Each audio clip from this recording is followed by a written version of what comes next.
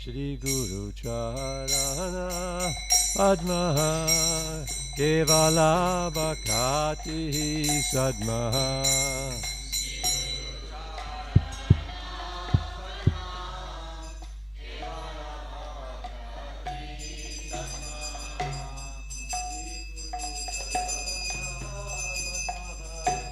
Kevala Bhakati Sadma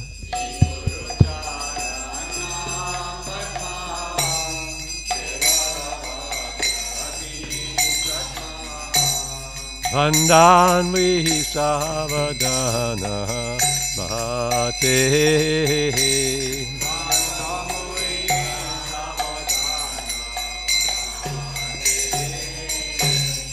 Vandanvi Savadana Bhate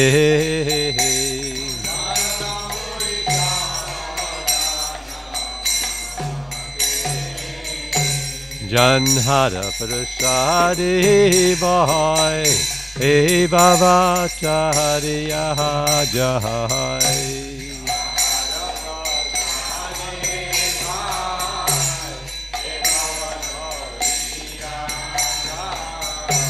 Krishna Prapti Hoya Janha Hoite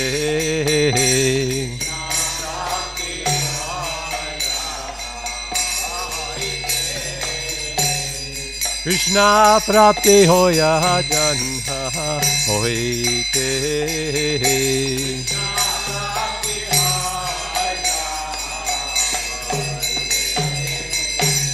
Guru Mukha Padma Vakya Chitete Koriya Rakya Guru Mukha Padma Vakya Chitete Koriya Rakya Guru Mukha Padma Vakya Chitete Koriya Rakya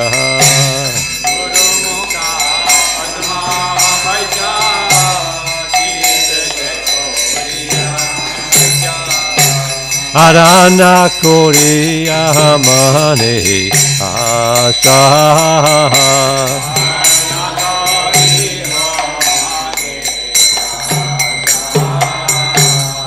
Arana Koriya Mane Asa Arana Koriya Mane Shri Guru Charane Rati Ese Uttama Gati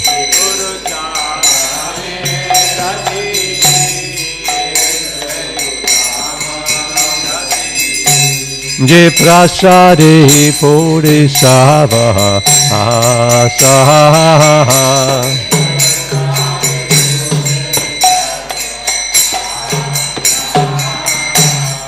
Je prasade puri sava asa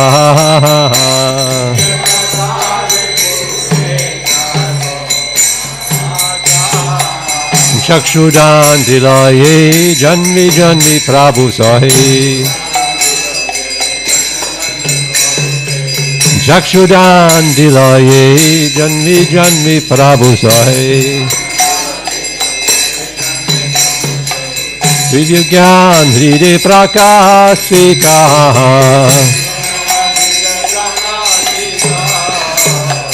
Divya gyan hide prakashita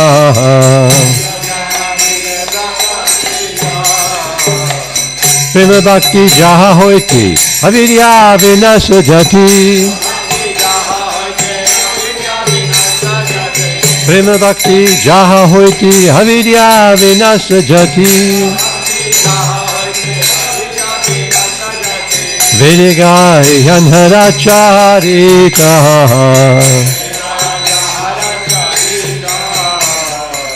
Vedigai Yanhara Charita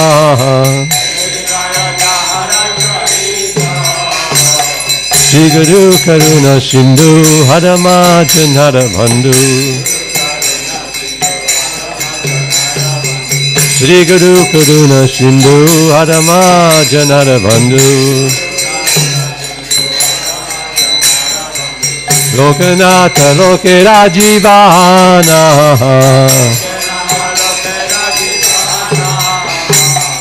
Lokanatha Loke Rajivana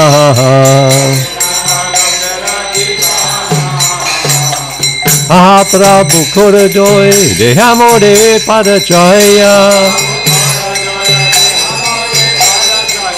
Mahaprabhu Koradoi Dehamore Padachaya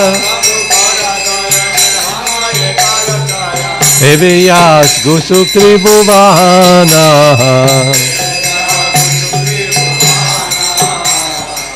Eviyas Gusukri Bhuvana Shila Prabhupada Loke Rajivana Shila Prabhupada Patita Pavana Jaya Prabhupada Jaya Prabhupada Jaya Prabhupada Jaya Prabhupada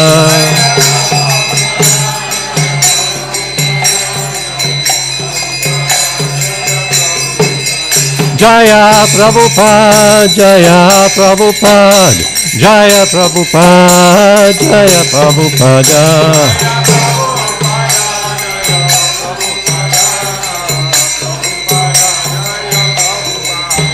Jaya Prabhupada, Jaya Prabhupada, Jaya Prabhupada, Jaya Prabhupada.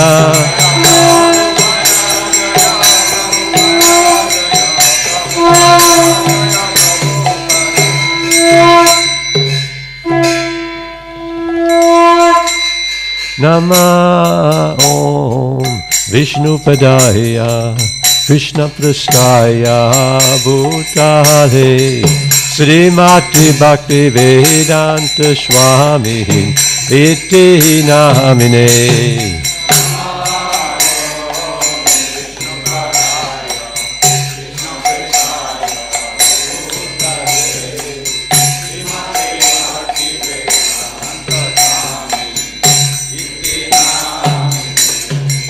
Namaste Saraswati Devi Gauravani Pracharine Devasesha Sunyavadi Paschata Desatarine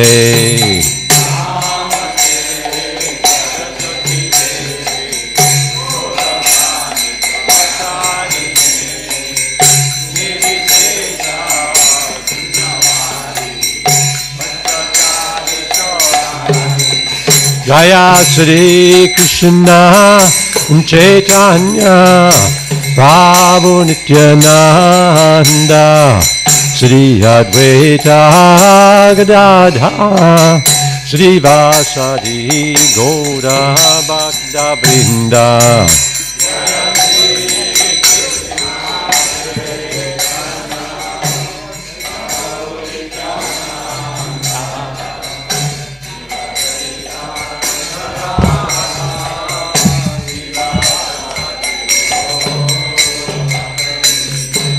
Jaya Shri Krishna Caitanya Prabhu Nityananda Shri Advaita Gadadha Shri Vasadi Gaura Bhakta Vrinda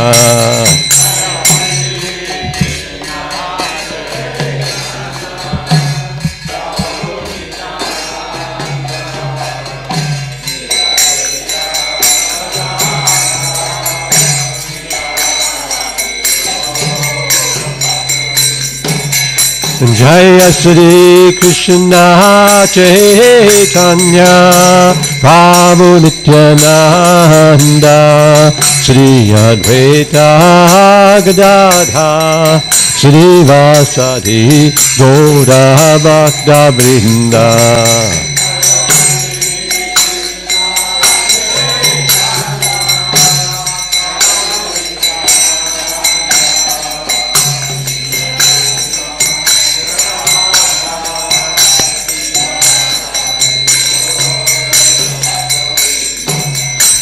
Hare Krishna, Krishna Krishna, Hare Hare, Hare Rama, Hare Rama, Rama Rama, Hare Hare.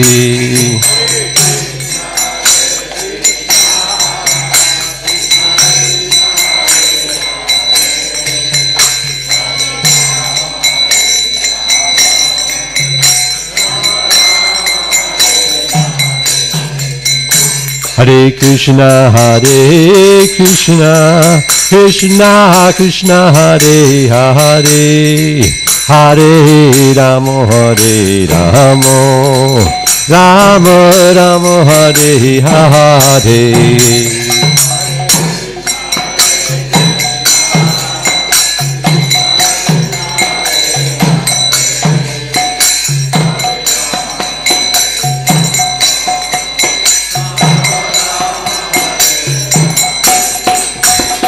Hare Krishna, Krishna Krishna, Hare Hare, Hare Rama, Hare Rama, Rama Rama, Hare Hare.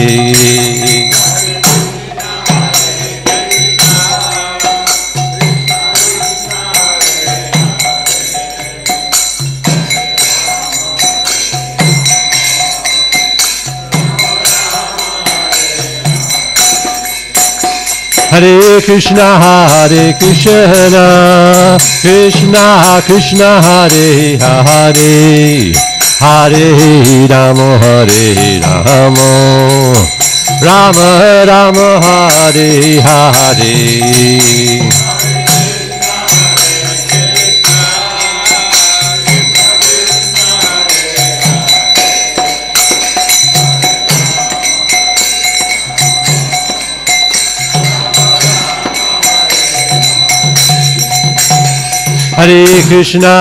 Hare Krishna, Krishna Krishna, Hare Hare, Hare Rama, Hare Rama, Rama Rama, Hare Hare.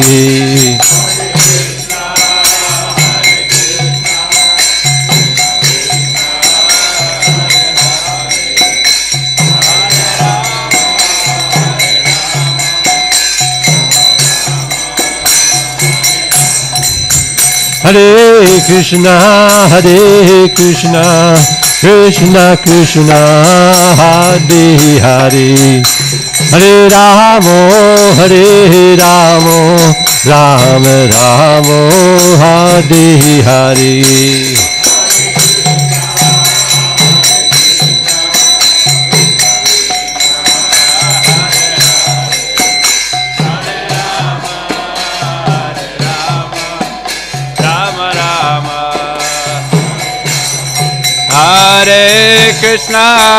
Hare Krishna, Krishna Krishna, Hare Hare, Hare Rama, Hare Rama, Rama Rama, Hare Hare, Hare Krishna.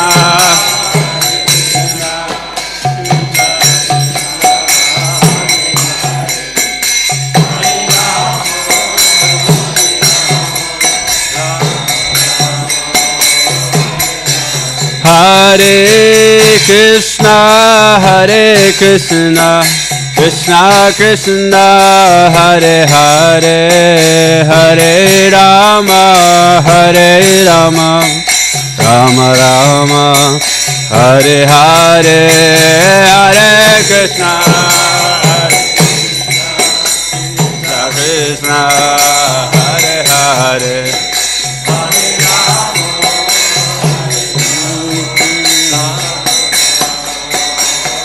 Hare Krishna, Krishna Krishna, Hare Hare, Hare Ram, Ram Ram, Hare Hare, Hare Krishna,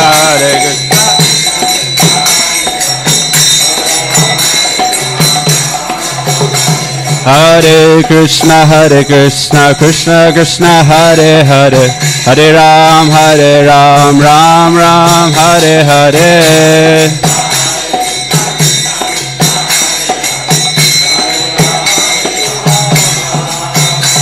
Hare Krishna, Krishna Krishna, Hare Hare, Hare Ram, Ram Ram, Hare Hare,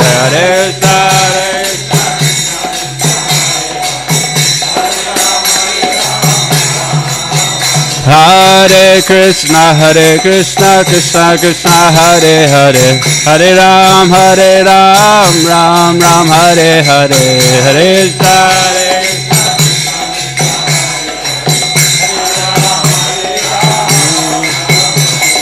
Hare Hare Krishna, Krishna Krishna, Hare Hare, Hare Rama,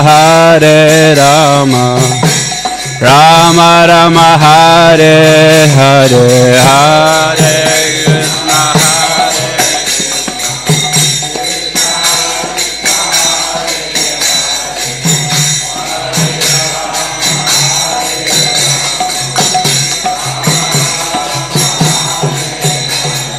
Hare Krishna, Hare Krishna, Krishna Krishna, Hare Hare, Hare Rama,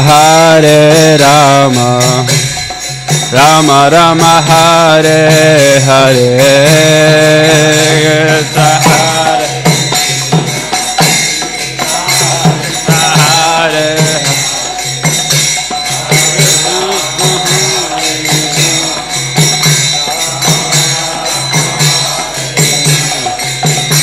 Hare Krishna, Krishna Krishna, Hare Hare, Hare Rama,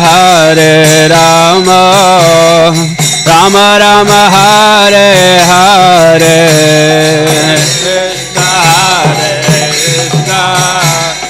Krishna Krishna, Hare Hare.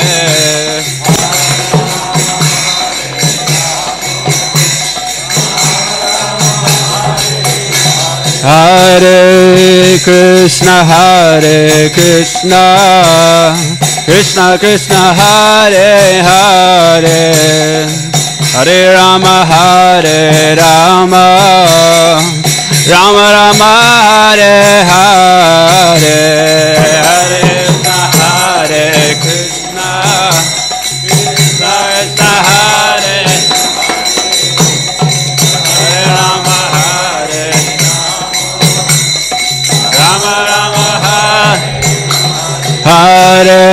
Rama, Hare Krishna, Krishna Krishna, Hare Hare, Hare Rama, Rama Rama, Hare Hare, Hare Krishna.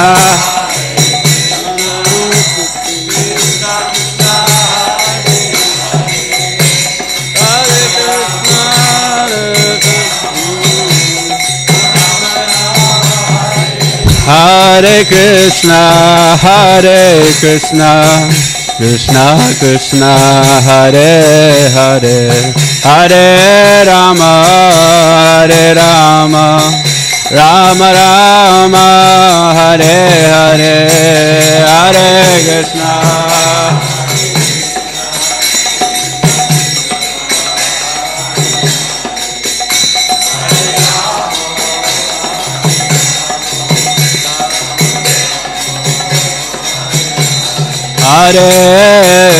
Hare Krishna, Krishna Krishna, Hare Hare, Hare Rama,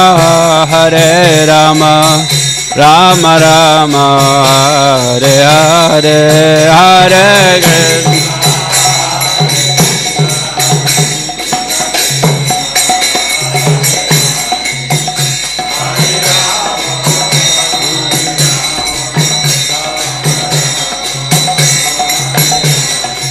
Hare Krishna, Hare Krishna, Krishna Krishna, Hare Hare, Hare Rama, Hare Rama, Rama Rama, Hare Hare, Hare Krishna, Krishna Krishna, Hare Hare, Hare Rama,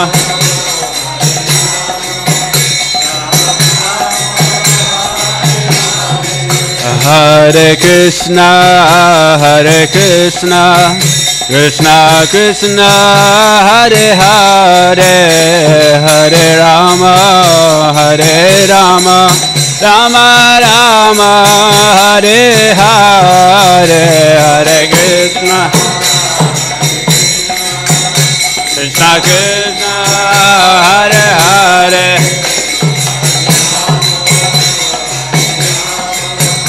Rama Rama, Jaya Radha Govardhana Hari Radha Govardhana Hari Shri Radhe.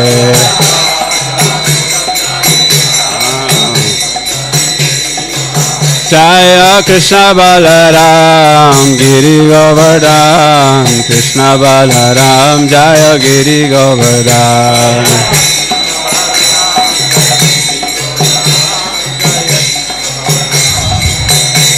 Jaya Gauranita, Gauranita, Gauranita, Jaya Gauranita, Gauranita.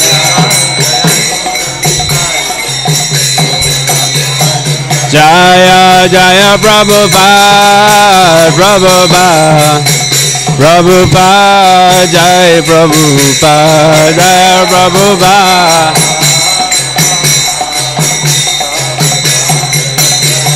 Nitai Ora Haribo, Haribo, Haribo, Go Haribo, Ora Haribo.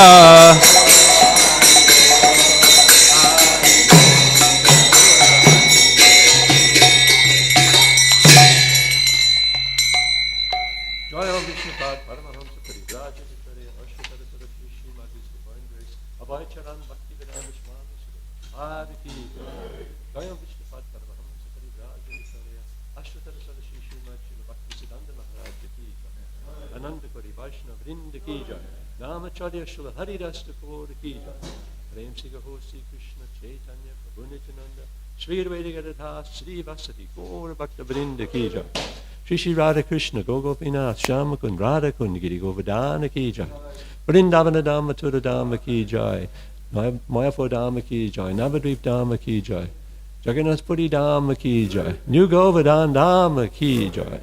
O gloriously assembled devotees, O gloriously assembled devotees, O gloriously assembled devotees, O glorious to Sri Guru and Gauranga.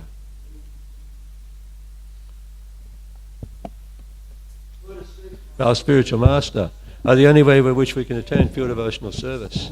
I bow down to his lotus feet with great honor.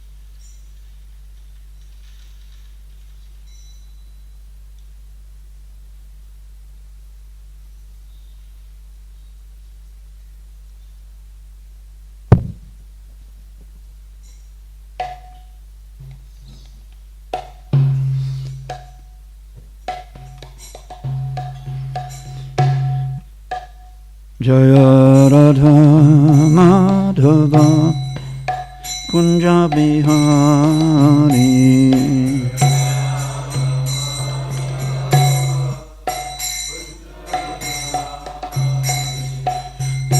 Radha Madhava Kunja Bihari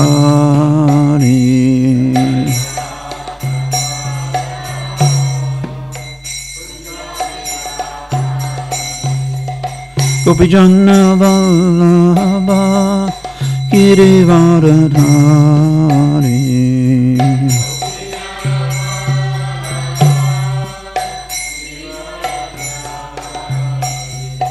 Gopijana Vallabha Girivaradhari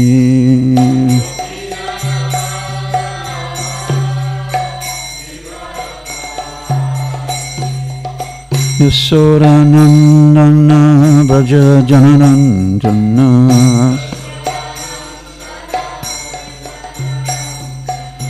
Yasodanandana Braja Jananandana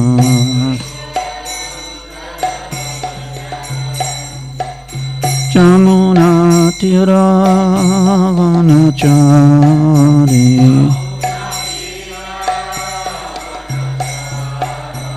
Jamuna Tiravanachari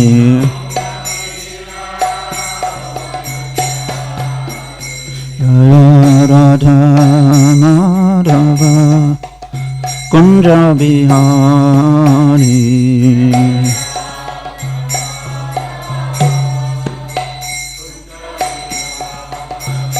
Jaya Radha Madhava Kunja Bihari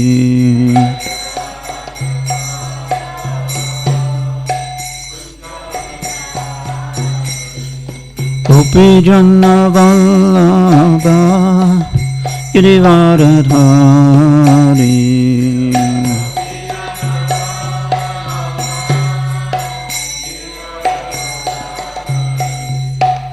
Gopijana Vallabha Girivaradhari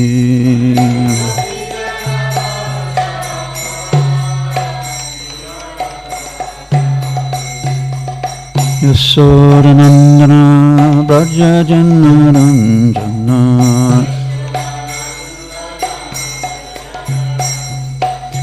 Yasodanandana Braja Jananandana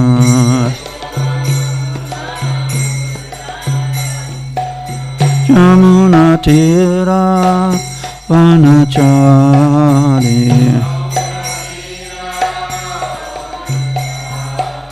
Jamuna Tiravanachari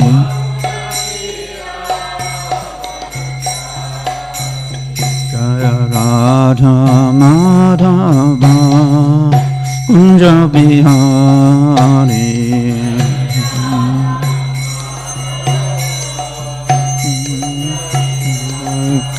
Jaya Radha Madhava Kunja Bihari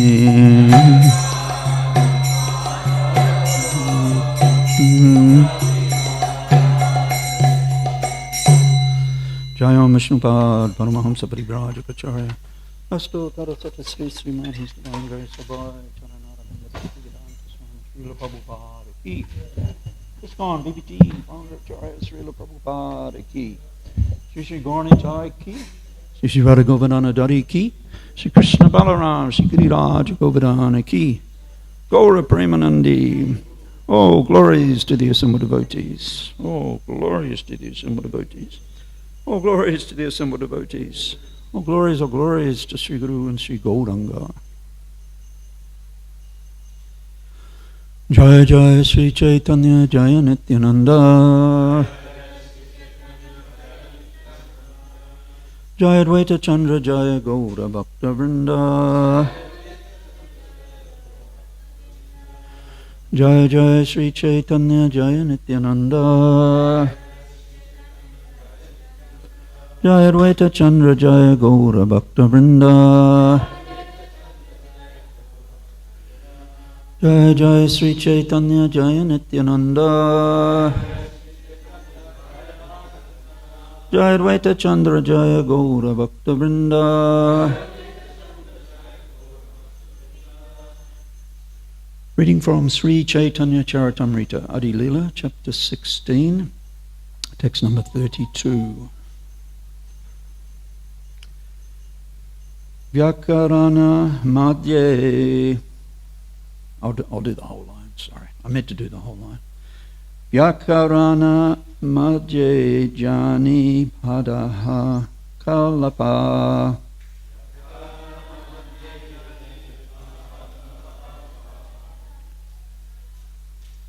Shunilun Prakite Tomara Shishera Samlapaha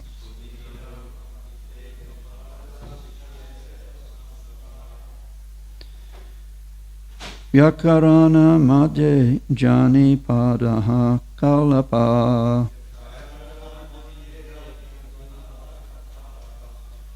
Shunilun Prakite Tomara Shishera Samlapaha.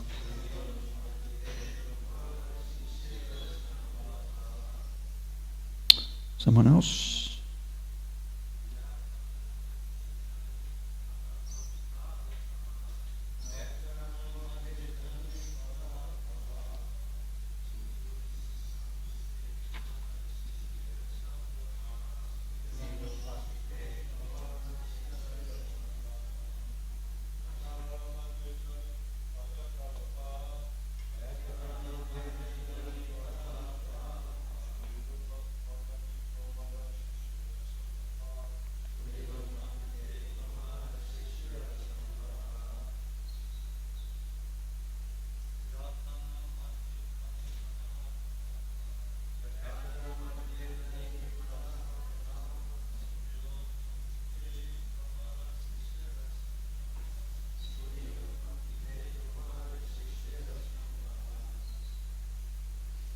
Vaishnavis?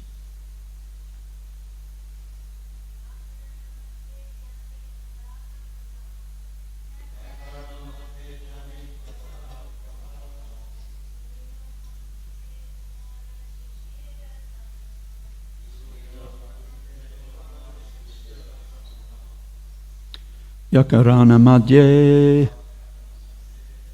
Among grammars, Jani, I understand. Padaha, you teach. Kalapa, the Kalapa Vyakarana. Shunilun, I have heard. Prakite, Funkite, in deceitful word jugglery. Tomara, your, Shishera, of the disciples. Samlapa, the specific knowledge. Translation and purport by His Divine Grace Srila Prabhupada.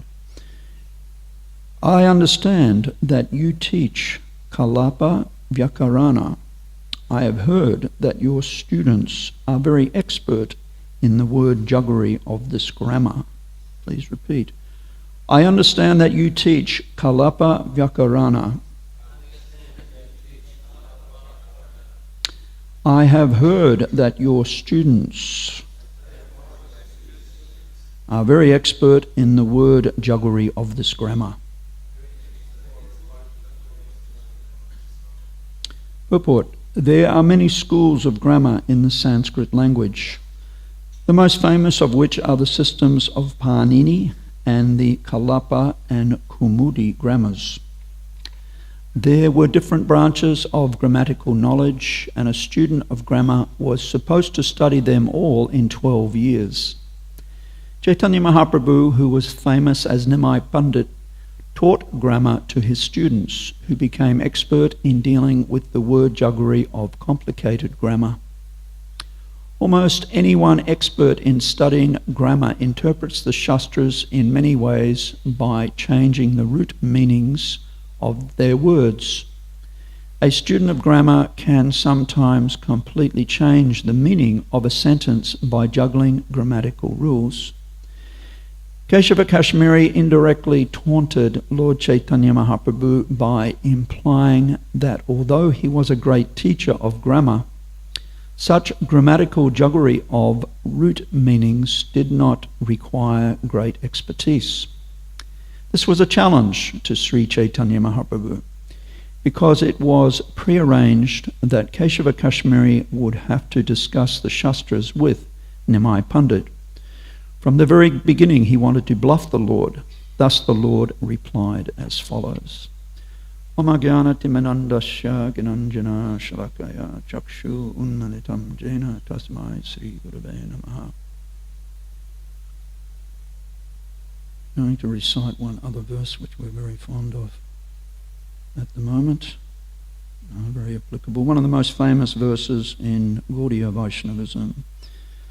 Arajo Bhagavan Brajesha Tamayas Tadharma Vrindavan Ramya Kachit Upashana Vraja Badha Bhag Ena Ba Kalpita Srimad Bhagavatam Pramanam Amalam Premam Pumarta Mohan Sri Chaitanya Mahaprabhu Matamidam Tatrad Ara Na Paraha.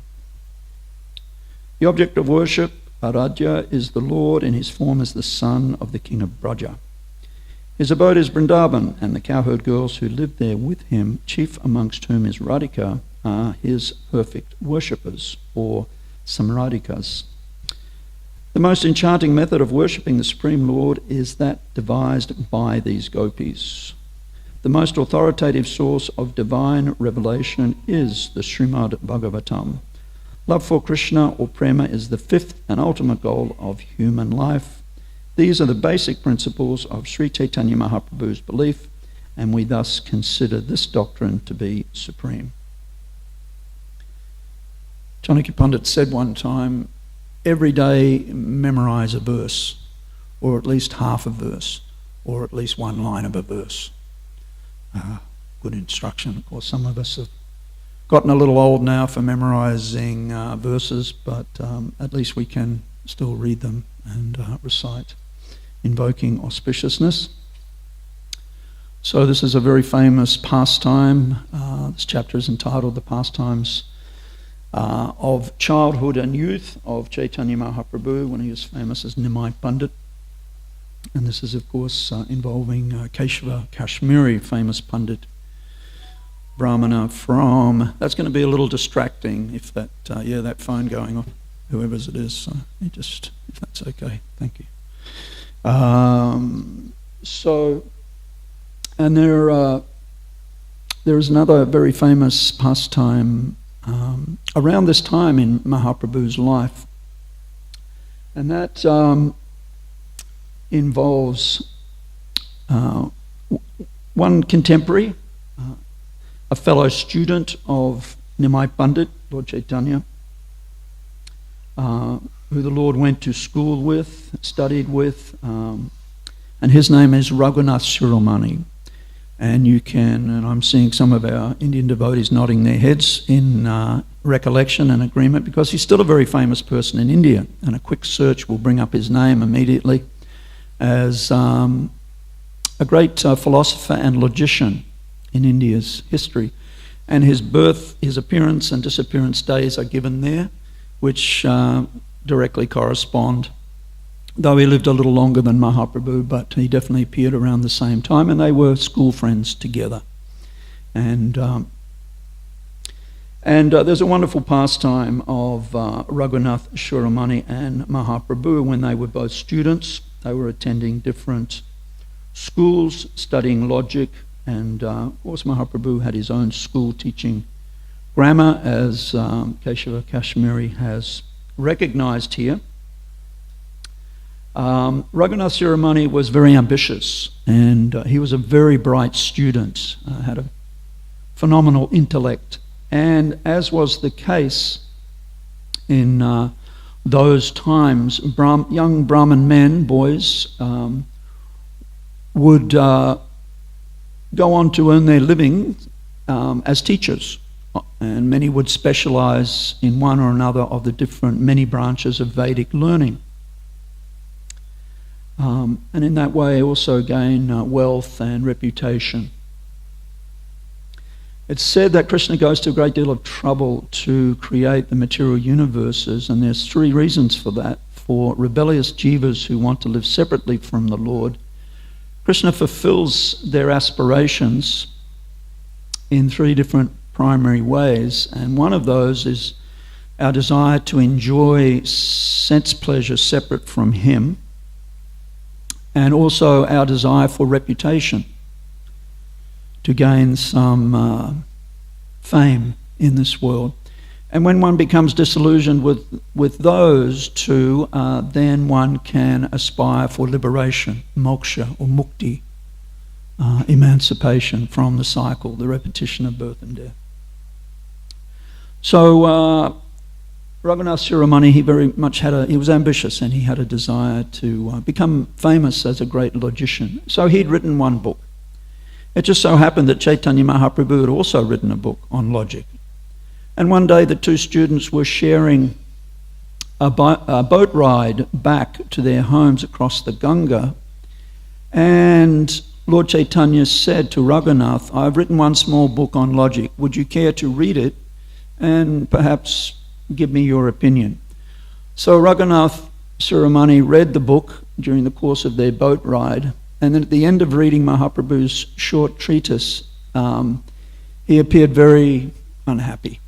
And Mahaprabhu was sad to see his friend so sad, and he said, "My dear Raghunath, what is the cause of your unhappiness?" And Raghunath admitted that, "I've also written one book, but it just pales into insignificance compared to this book you've written and just given me." So Lord Chaitanya, being very munificent, he immediately threw his own book in the Ganga, never to be seen again. And Raghunath Shiromani did go on to become famous to this day as a great logician and philosopher in India. So a wonderful little pastime there of Lord Chaitanya's.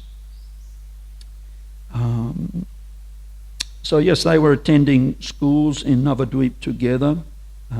Some say the higher education, Vidya Vachaspati, who was either a brother or a student of Sarvabhauma Bhattacharya.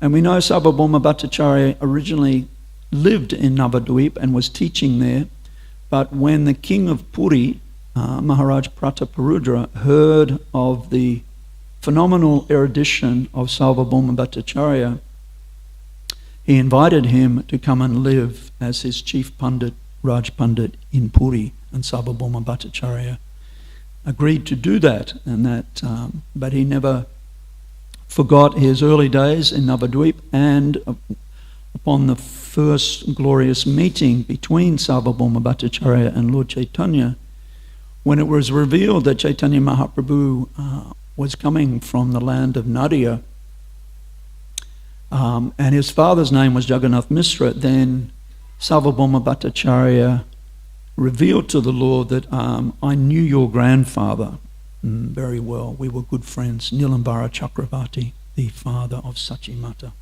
So there was a connection there, which was very wonderful.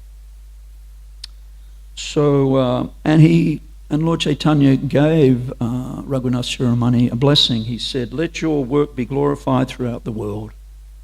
So that is still there today. So, and as Prabhupada has mentioned some verses back, in olden days, Brahmin boys would study very hard and become famous. And Prabhupada does the comparison that in the modern world, young men quite often compete on the sports field and then become famous and fabulously wealthy by becoming great sportsmen. So,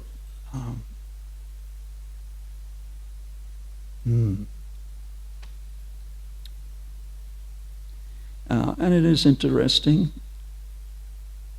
Amongst our Goswamis, Prabhupada does refer to them as the band of Goswamis.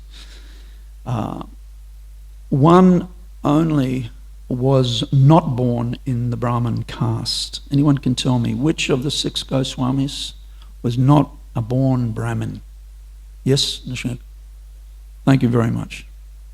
Raghunath Das Goswami was born in a Kayastha family, which in Bengal at the time was considered like a Sudra family. Even though, from our estimation, his father and uncle owned extensive lands which were highly productive, and they were earning fabulous wealth from the cultivation of crops and cow protection on their land.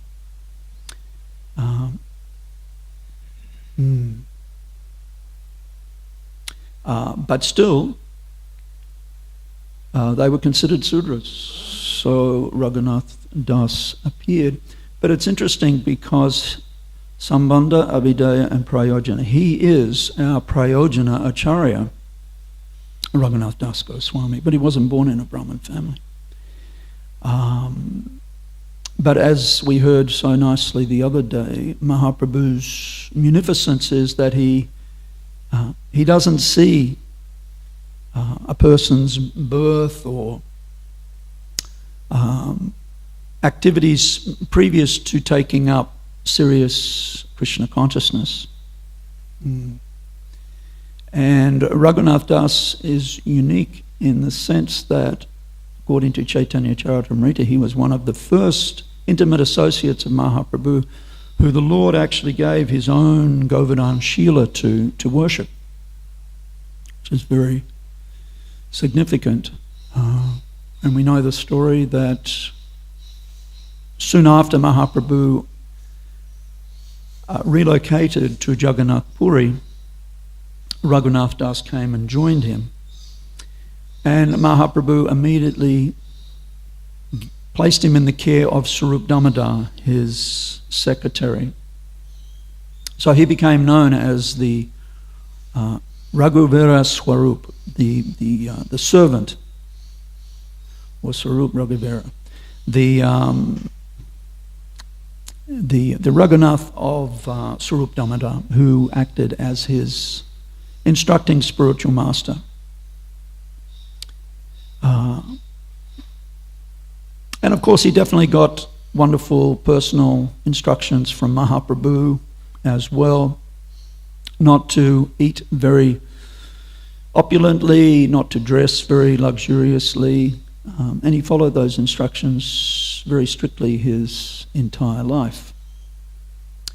But when both Mahaprabhu and Swarup Damodar passed away, he was feeling such intense separation that he decided to leave Navadvip and to go and live the rest of his life in Vrindavan, in the vicinity of Radhakunda and Govardhana. And of course it was there that he was requested by Rupa and Sanatan and other Goswamis to daily recite the latter pastimes of Sri Chaitanya Mahaprabhu, which he'd been most fortunate to personally observe or to hear from Swarup Damodar. So he did like that. And of course Krishnadas Kaviraj was there at that time, and he's often considered as a Shiksha disciple of Raghunath Das Goswami. So he heard very attentively, and later on he was requested, you please write this Caitanya Charitamrita. So it's such a wonderful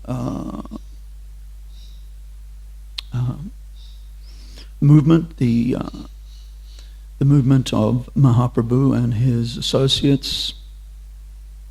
We have many wonderful acharyas.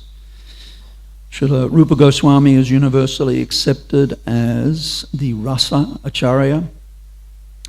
For our new devotees or guests kindly giving up some of their precious time this morning to hear, we'll try to just explain some of these very esoteric terms. The word rasa means relationship.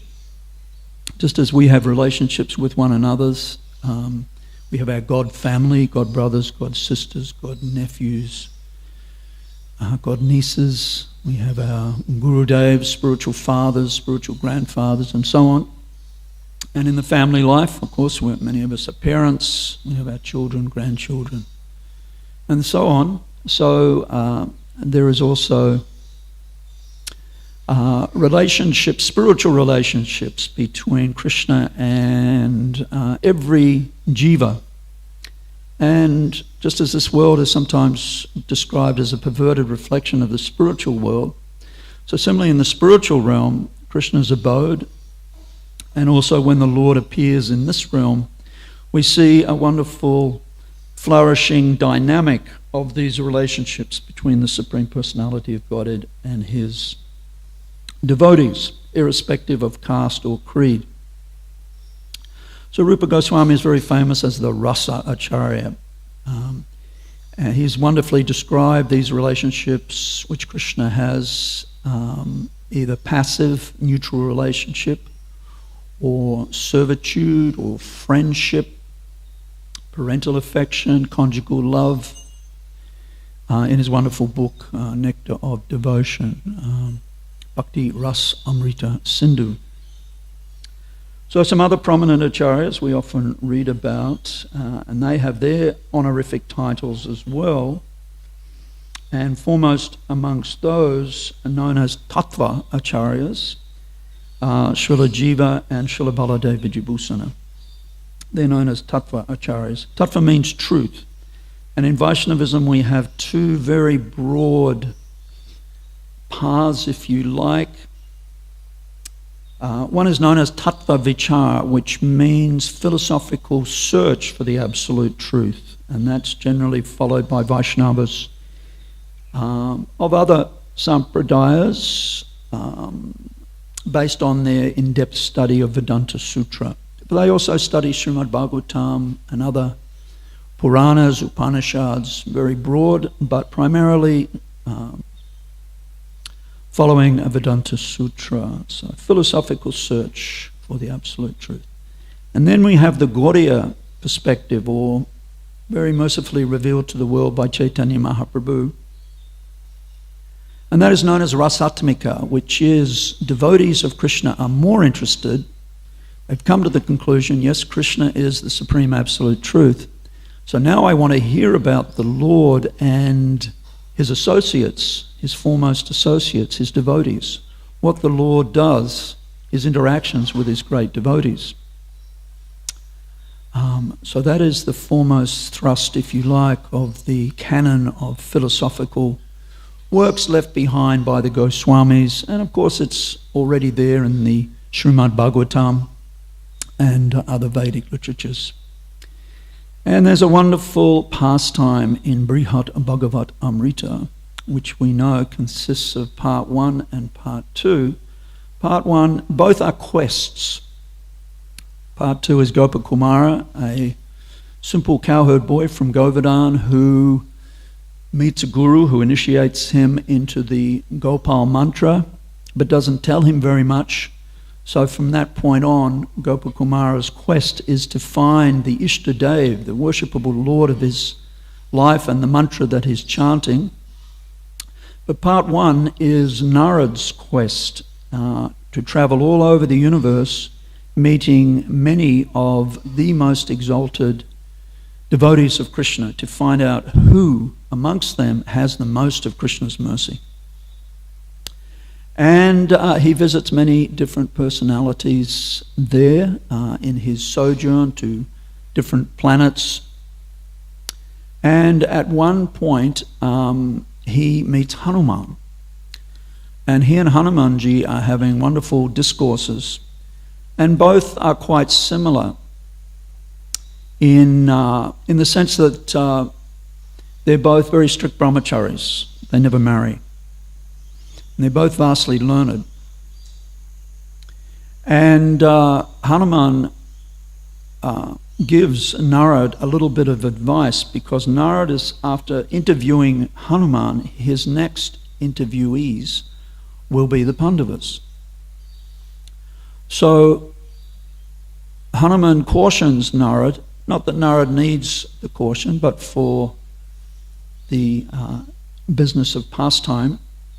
He just reminds Narad that don't think that because we're very strict brahmacharis and we're not involved in any household affairs or mundane activities whatsoever, that just because these Pandavas appear externally to be worldly men, they have numerous wives, they live in palatial buildings, they have armies, they from time to time have to go and fight battles, they're constantly dealing in politics and diplomacy.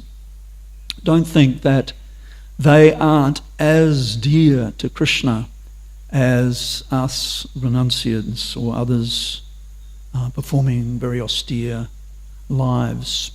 Not at all. They're very dear to Krishna. And another example of that was when Yudhisthira Maharaj had to perform a Rajasuya Yajna. He was advised when finally the dust had settled, literally, from the great battle of Kurukshetra, and all of the Pandavas' advisors, including the Supreme Lord, Krishna himself, said, now you're the emperor of the whole world, you need to perform this Rajasuya Yajna. And as we know, Arjuna had his epiphany moment, his crisis before the battle of Kurukshetra, where he didn't want to fight. Similarly, after the great battle, Yudhisthira Maharaj also had his crisis where he, for several months, refused to sit on the throne as the emperor of the world because he was feeling so remorseful that this great battle has taken place on my account, and so many soldiers have lost their lives. Their wives are now widows. Their children are fatherless, and so he was feeling very, very remorseful. But eventually he agreed. Yes, I will sit on the throne, and everyone advised you have to perform this great sacrifice now, which, as the name would imply, Rajasuya, sacrifice. It's only performed by great kings or emperors or great demigods. It requires almost unimaginable wealth and many, many Brahmins, very well versed, and it goes on for a long time. So Yudhisthira Maharaj agreed, and he gave a number of different reasons. And one of the foremost reasons he gave to agreeing to do this was that he wanted the world to see what Krishna's devotees can achieve. What can be achieved by Krishna's devotees? They can even become emperors of the whole world. Not that they're attached to those big positions, but they'll do it as a service to the Supreme Personality of Godhead. So that was one reason that he gave in that regard. So, of course, it's encouraging for us. Many of us will no doubt spend the majority of our lifetimes in household life, and as Srila Bhaktivinoda Thakur has stated, that is the best ashram for aspiring Vaishnavas in this age of Kali. And we can achieve both spiritual perfection and, of course, live out our lives and fulfill our responsibilities in a gentlemanly way.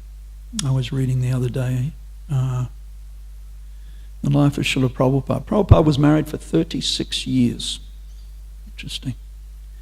Where in the modern world, couples, non-devotee couples, often, sadly, lucky to stay together for 36 months. It's a sorry indictment on the age of Kali. But Prabhupada was a very dutiful, very dharmic person. And he did act on the orders that he was given after a long time in the, of course, during that time he was also active in the preaching field. 1944, I think he started Back to Godhead magazine. And of Of course, there were approximately a dozen years after Prabhupada left household life and lived as both a vanaprastha and a sannyasi, 12 years before he came to the Western world, and then there was approximately another dozen years of Prabhupada's colossal preaching worldwide. So there we have a nice, almost 25 years period in Prabhupada's life, achieving what he did. It's sometimes said in the biographies of Srila Bhaktisiddhanta Saraswati that he himself was planning, and he intimated this, that he himself wanted to go to the Western world and preach for a period of 10 years. And he was hoping that his disciples, who he sent to Europe in the 1930s, would establish something, and then he would come and spend 10 years preaching Mahaprabhu's sublime teachings in the Western world.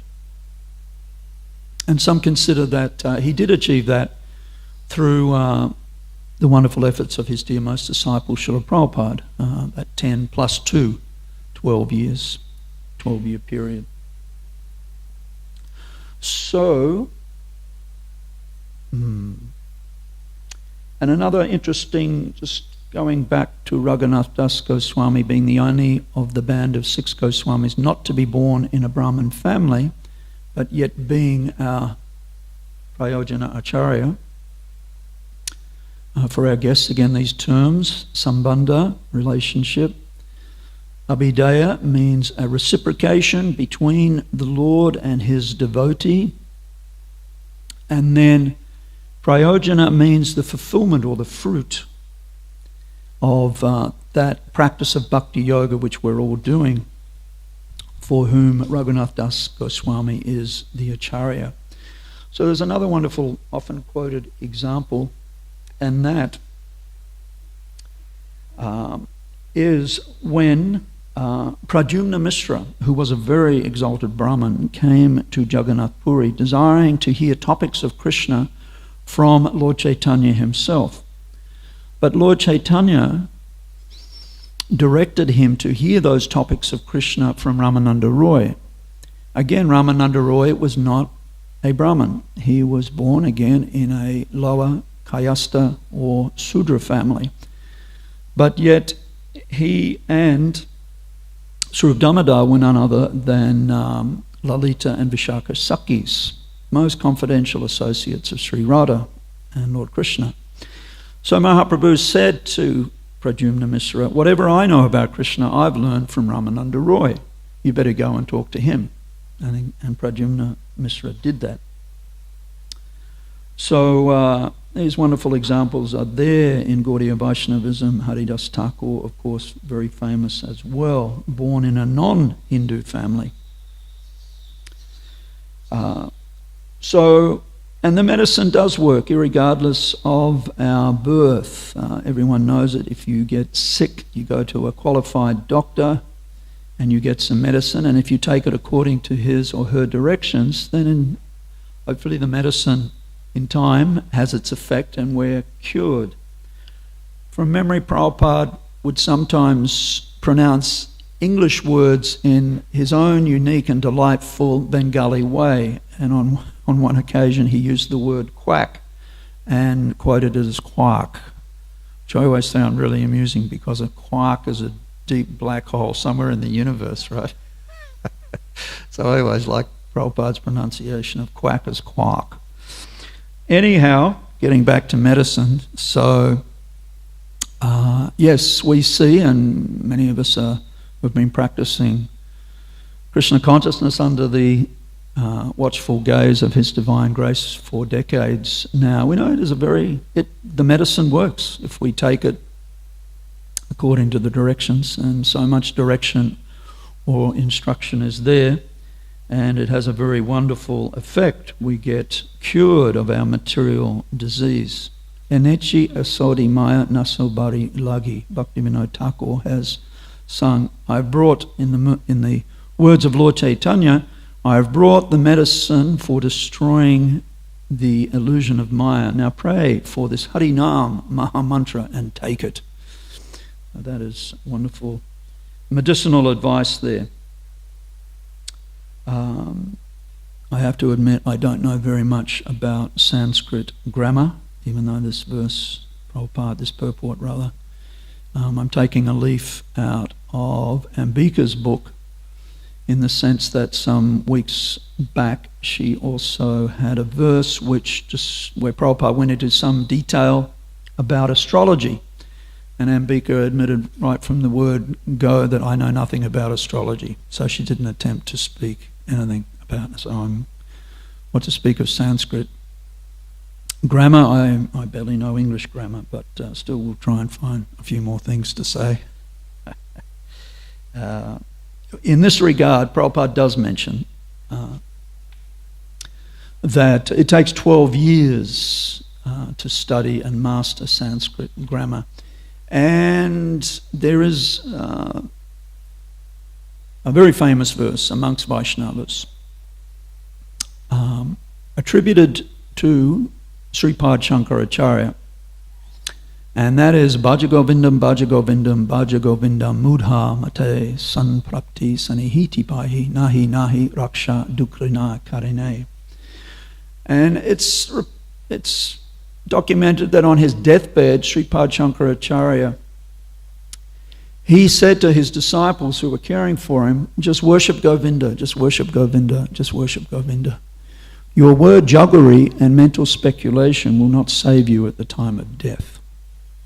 So a very powerful message from the leader of the Mayavadis, Sripad Shankaracharya, who of course is a partial expansion of Lord Shiva, that this word jugglery, Veda Vatarata, juggling the prefixes and the suffixes of Sanskrit words to squeeze out some alternative meaning is really a waste of time. And Prabhupada always took exception to scholars and followers of Mayavad philosophy for not presenting Krishna's words directly. And of course he would zone in regularly on the famous verse where Krishna says to Arjuna, just become my devotee.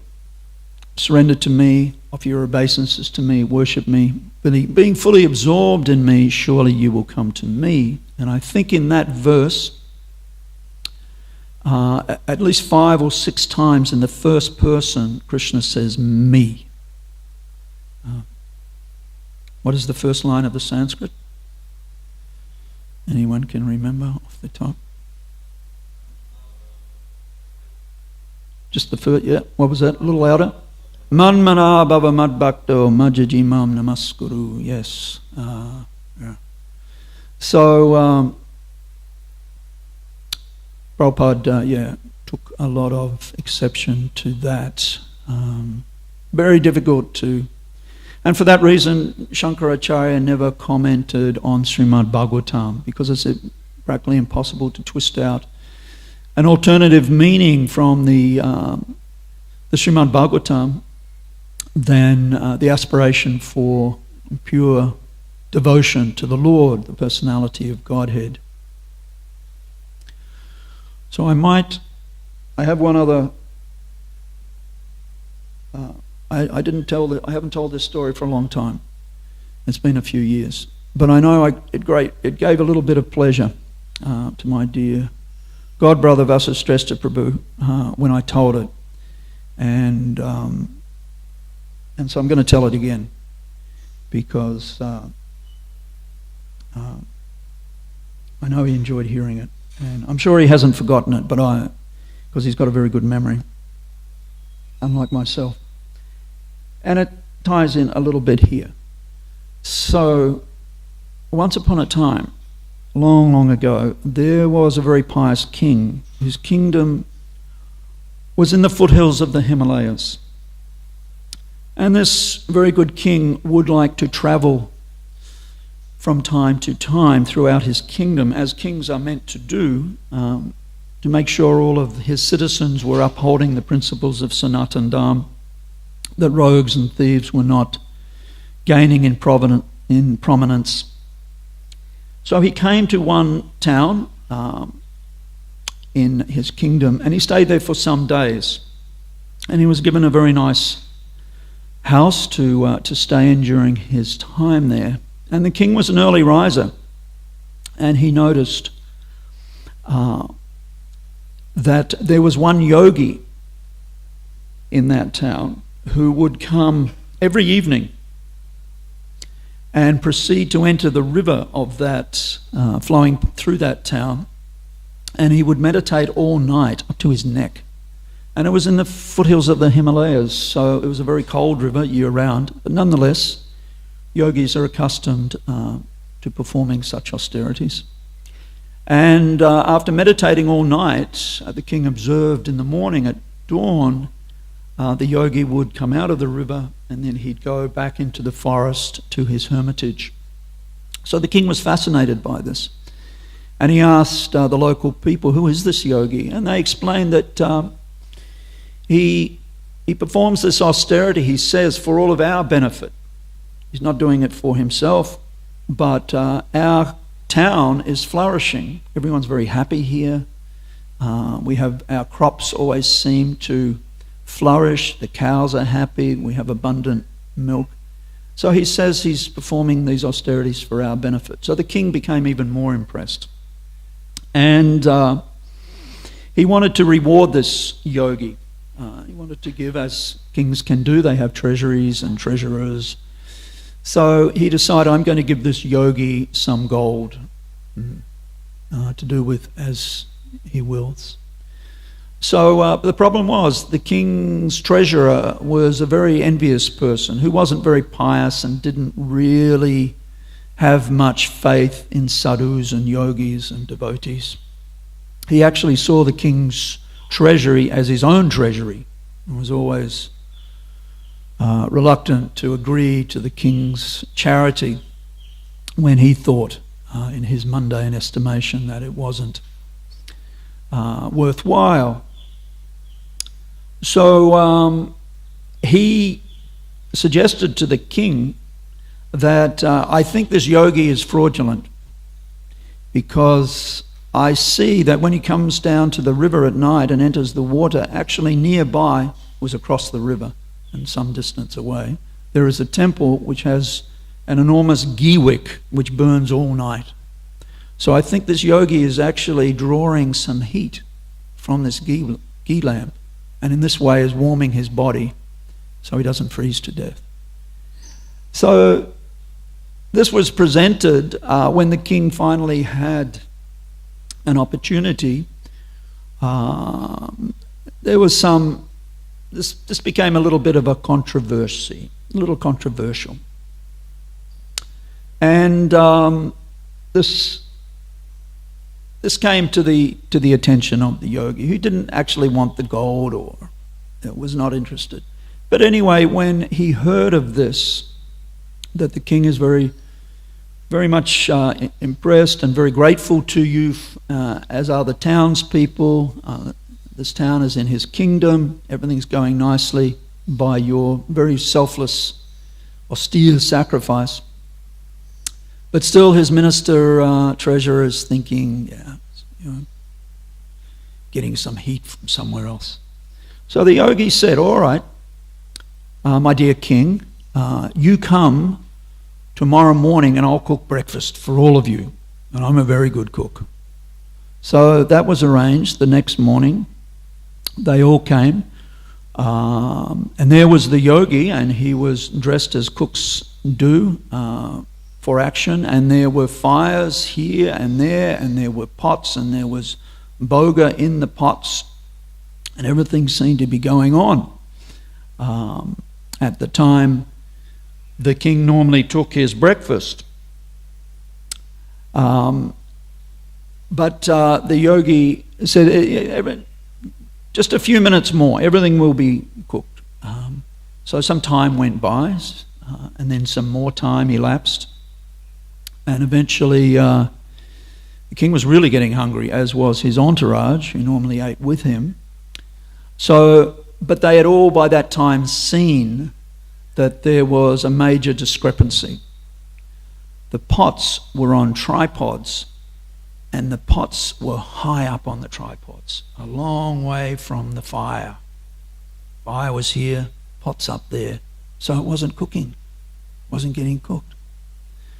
So the yogi, this was like when the penny dropped, as they say. The yogi explained, especially to the envious treasurer, that this is your proposition, that I am somehow or other getting some heat from this flame which is so far removed.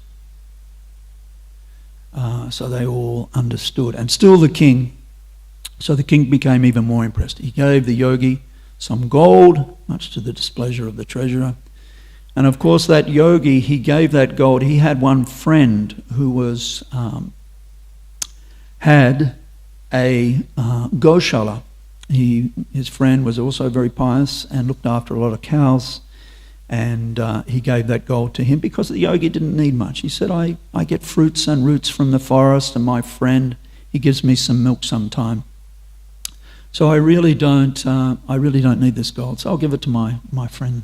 He can use it, utilize it in the service of the cows. And he did that. So of course the moral of the story is we do have to place ourselves in the fire of Krishna consciousness to really get the benefit. And we're starting a new year, and some of us, I'll only speak for myself, I'm really going to try this year to elevate myself, my consciousness, a little bit from being a lukewarm neophyte to becoming a little more fired up about this Krishna consciousness, because time is racing away. So that will be my New Year's resolution anyway, get into the fire of Krishna consciousness. Because there is so much nectar to be had, but Maya, of course, is cheating us regularly, the famous Avarnatmika and Prakshipatmika Shaktis of Maya, one pulling us down and then the other one covering us over, or the other way around, we get covered over and then we get pulled down. But and we miss out on this wonderful opportunity. So I'll stop there, everyone. Any questions, comments? Ram Prashad Prabhu, I don't know if we have a second Bhakta mic this morning. Otherwise I can try. Yes, Vishnu Jan's just now coming. We might just hold fire, Ram, and see if we can broadcast all around. See. You remember that story of Vasishrestha, Prabhu? You like that story, right? I knew you liked that story. Hare Krishna, thank you for class, Prabhu. That was really nice. Just furthering on from your treatise on cooking and heat, I just read recently where Prabhupada said, chanting inattentively is like trying to cook with smoke. Thank you for sharing that. Chanting inattentively. I beg your pardon. Chanting inattentively is like trying to cook with smoke. I like that. I'll try and lock that away. There will be some effect, but it will take a very, very long time. Very long time. Yes, thank you. Anyone else? All right. Jai Sri Caitanya Mahaprabhu ki, Srila Prabhupada ki.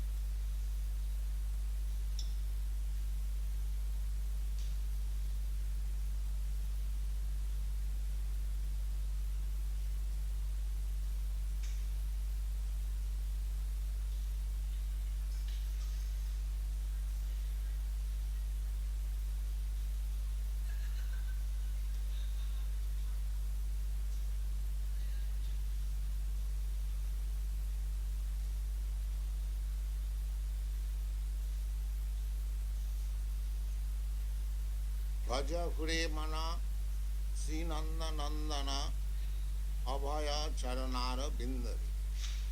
This is a song composed by Govinda Das, a great poet and Vaishnava. In the Bhagavad Gita, it is said that if you have your mind controlled, then your mind is the best friend. But if your mind is uncontrolled, then he is your greatest enemy. So, we are seeking after friend or enemy. Both of them are sitting with me. If we can utilize the friends of the mind, then we are elevated to the highest perfectional stage. But if we create mind as my enemy, then my path to hell is clear. Therefore, Govinda Das Thakur is addressing his mind. The yogis try to control the mind by different gymnastic process. That is also approved. But it takes a long time and sometimes there are failures. In most cases